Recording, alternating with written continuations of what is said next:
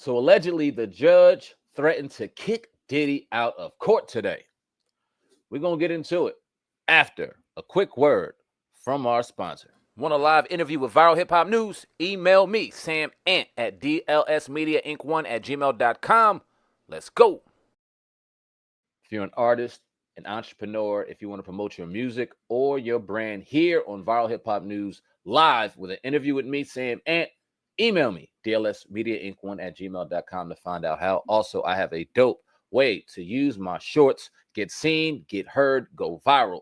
Promote your music or brand here on Viral Hip Hop News with my Viral Hip Hop News shorts. Utilize it.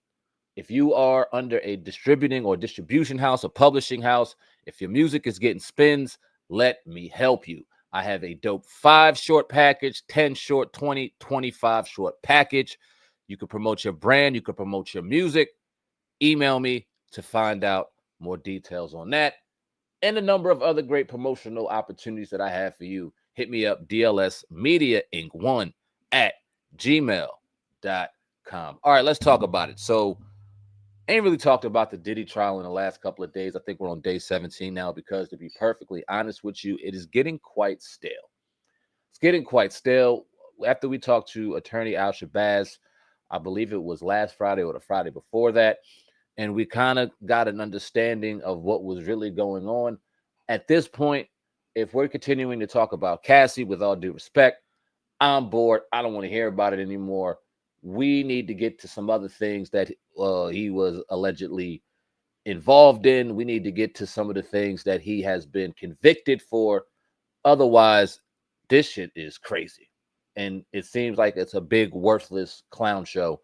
If you ask me, should have been handled in state, not in federal court, but here we are. So, like I said, been taking a break from that, but allegedly today, Diddy was threatened to be thrown out of court by the judge. We're going to find out how and why. Lord Conklin, we've been kind of using her as our courtroom analyst, breaking down the court proceedings day by day. This is day 17. She'll get into it amongst of other litany of things that happened in court today. We'll listen to it, I'll react, and get your thoughts. Let's get it. Before we got started, Diddy's defense team got briefly scolded because apparently Diddy was staring at the jury and nodding his head in agreement when Nicole Westmoreland was cross-examining Brianna Bongelin, and the judge just kind of gave Mark Agnifilo a very stern warning saying, you know, if he does this again, he's gonna be kicked out of the courtroom. So there was that. And then there was that. That's it? Good Lord. All right. Let's see what else we got. Let's hear this. Jesus. We saw a piece of evidence get admitted by the government. I think I brought this up before lunch. It was text messages between KK and Cassie, September 30th, 2016. This was the date. And the 29th was apparently the last day that Diddy was at the Trump Hotel in New York City. And the text message started by saying, hey, I just found out some crazy shit.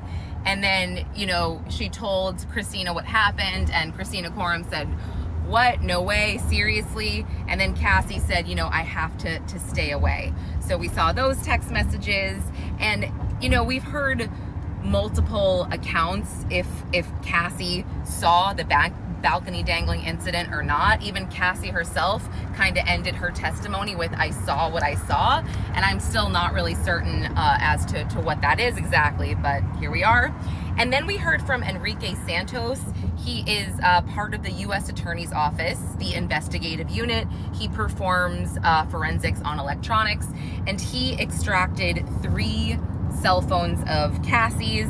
He talked about how certain data is extracted and why deleted data might look different again when we're seeing it on the screen through text messages and whatnot. And he kind of talked about how this data is the deleted data, most of it was coming from WhatsApp, and so Cassie's name was missing, the reason it was missing, and yeah, emojis aren't always included in the data that we're seeing when it's extracted because it doesn't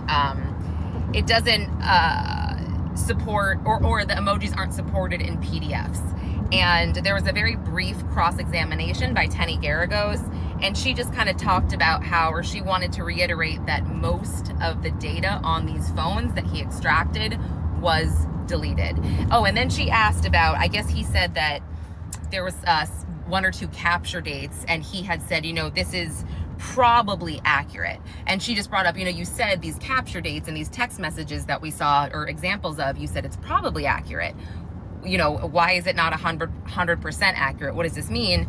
And he just said, he speaks in probability, not in absolute, because he wasn't there to capture the actual data. However, what we're seeing, the capture data on screen, is mostly accurate. So that was that. And then we heard the direct testimony of Jane Doe, which of course is not finished, but Maureen Comey was questioning her, and she grew up in California. She said that she finished junior college and then worked at various restaurants and did modeling. And when she met Diddy, she was a content creator getting paid for certain social media posts and whatnot. And she met him because one of her friends was seeing Diddy, and she met him in 2020. And Diddy had paid for this girls' trip to Miami for her and her friends.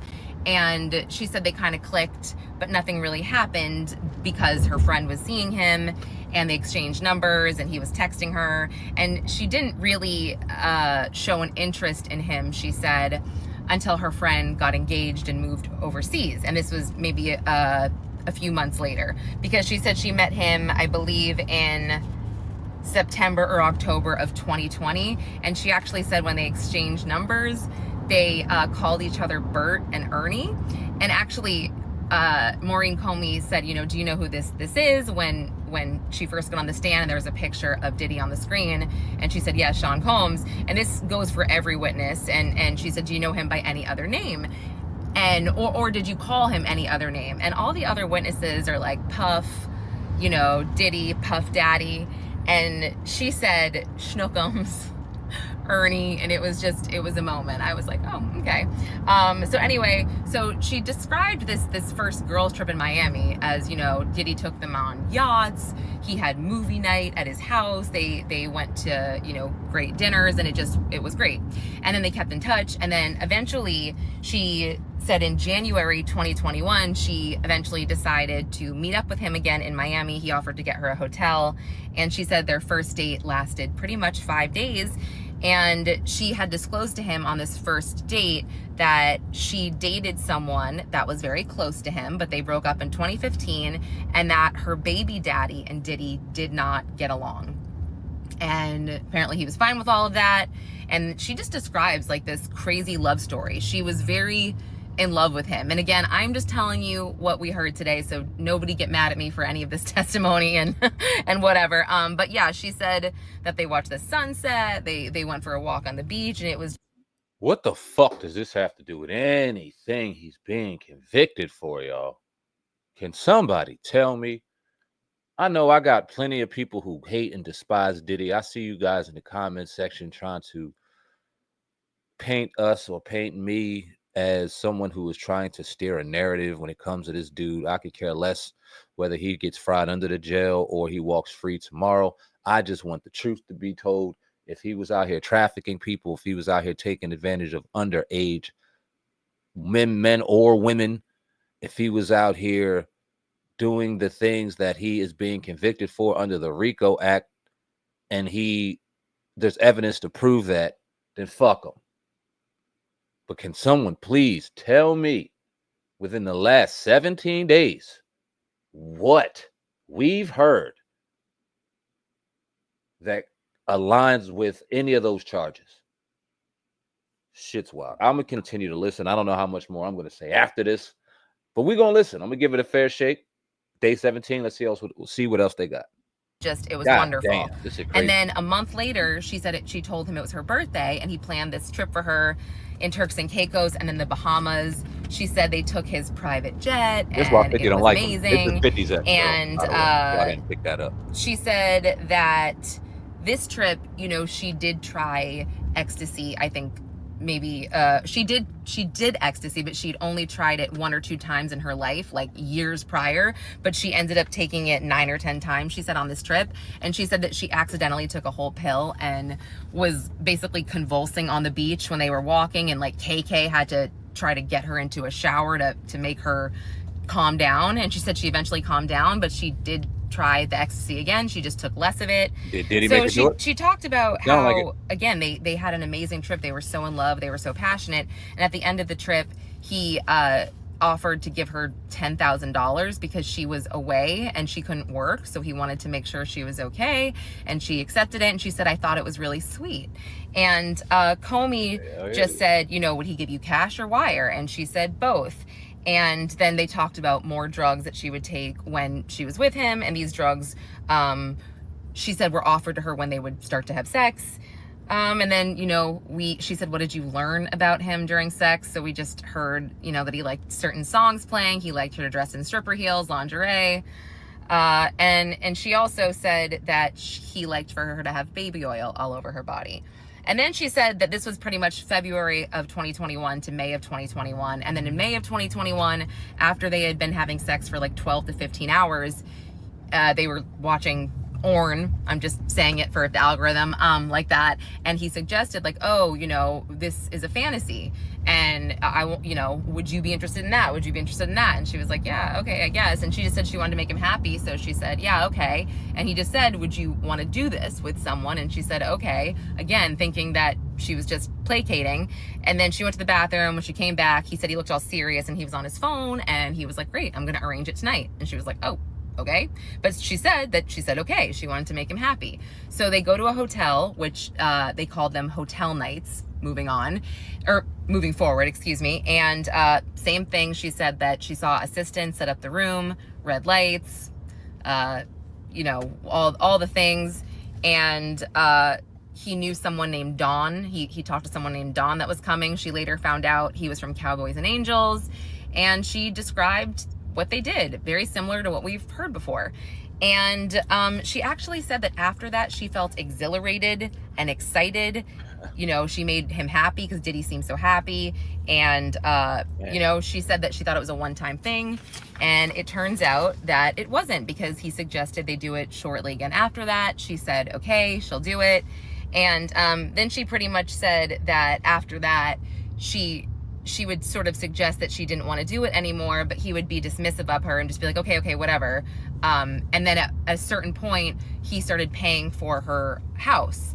And she didn't really do much of anything else, except she described like always being on call for him. So she always had to like look perfect. She talked about working out all the time, getting her nails done, her hair. And she said that he would say, well, okay, you don't want to do this like type of thing, fine. Do you need 3 more months in the house? Because I'm not going to pay for someone's house that I'm not with, or something like that. So she said she felt obligated to do this. And she said she felt frustrated and obligated. And at one point, because she couldn't work, she brought up doing OnlyFans, and said her friend made $4 million. And he was like dismissive of that, I guess. And she felt like she needed his permission because he was her boyfriend. These are her words. There was an email pulled up between her landlord and someone from Diddy's team paying the wire and her, so we could see that he paid the rent. But I want to point out, I will not be at court tomorrow, so I will try my best for another update. All right. Thank you. Because that's not her fault that it's absolute bullshit going on in that courtroom. She's just reporting on what she sees, what she hears. Leave a comment in the comment section. Let me know what y'all think. I'm sticking exactly what I said. I don't see it, man. I don't. It looks like he had a very freaky ass lifestyle. It looked like eventually, after he might have had sex with the girl once or twice, he enjoyed watching men have sex with his girls. I'm sure the men had a very, very exciting time getting paid to have sex with Diddy's girlfriends. I feel terrible that Cassie was abused in this situation. In some of those circumstances, they had a very volatile relationship. It doesn't appear as though the other young lady was abused, just pampered and taken care of, and in her words, felt like she was obligated to do some of the freaky things that he was setting up. Doesn't sound illegal. It just sounds freaky to me. But y'all leave a comment in the comments. I could be tripping. In the comment section, let me know what y'all think of the situation. I appreciate each and every one of y'all. Sam Ant, CEO of the brand Viral Hip Hop News. I love each and every one of y'all. Love yourselves, and most importantly, love yours. I'm out of here, man. Deuces.